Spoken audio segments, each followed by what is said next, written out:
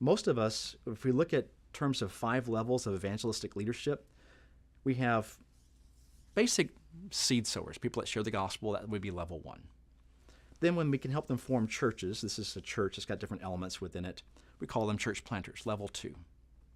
For years in the missiological world, we've funded evangelists and church planters. And what it's resulted in is new converts and new churches. But because we're funding these, if you don't have funding, then you may not go share the gospel and you may not plant churches. So we're reinforcing a model that will never help us reach the unreached world. It will never go viral. But then there's a group that we say they've risen beyond planting one church, but they're now able to catalyze a movement, a CPM catalyst.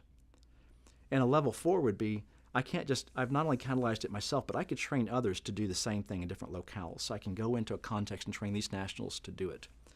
Until eventually there's people that are at level 5, they can look at a whole region, a whole people group, a whole city, and ask the question, we've got movements in these sectors, but where are the gaps where we still need to start launch movements? They're strategy coordinators.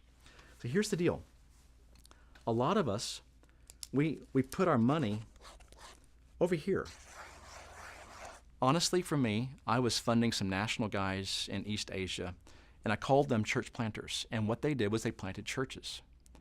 But I kept telling them, hey guys, multiply your churches. But the title they even had was church planters, right? So finally I said, I'm going to stop calling you church planters. From now on, I'm calling you CPM catalysts, and you may not start another church.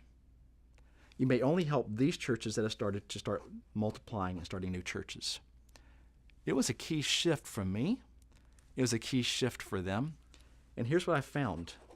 For most of us, if we want to invest in strategies that are help us reach the world, they're going to have to be movements of God.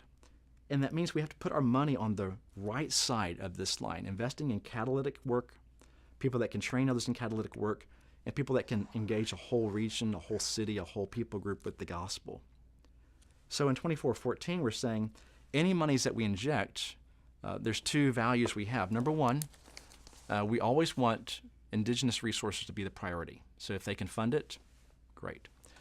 If there are catalytic ways to invest money, whether it's in training, facilitating, getting you from here to there, to bring in outside consultants to help speak into a situation, we found that those most often produce the greatest fruit in terms of getting to a movement versus simply reinforcing just good church planting.